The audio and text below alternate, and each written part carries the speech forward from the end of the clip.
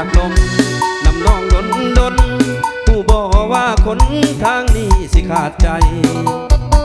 ก็ยอมคิดทอดน้องลายเฮ็ดจังใดมันก็บ่สวงคันว่าคนเป็นไข้ซื้อยามาใส่มากินก็ดีแต่คนคิดทอดดีกินยายังมันก็บ่สวงเห็นยังก็คิดเห็นแต่หน้าจนว่าอ้ายสิเป็นบ้าปวงอยากไปหาอยากไปเดินทวงมันบ่สู้อยู่ในหัวใจคำผู้หานเพิ่นอ้างเอาแม่ห้างนั่นหูหน้าที่เรียกบ้านการเงินก็ดีมีลูกพร้อมนั่นแหละคือกำไร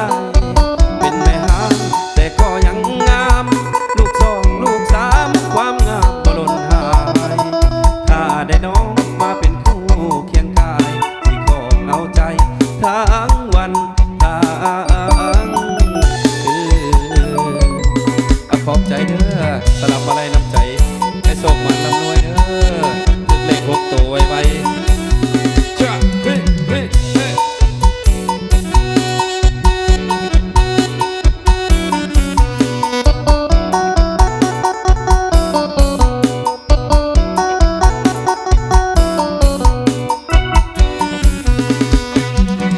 คัน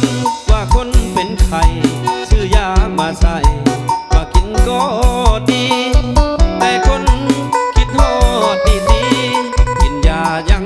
มันก็บ่สวงเห็นยังก็คิดเห็นแต่หน้าจนว่า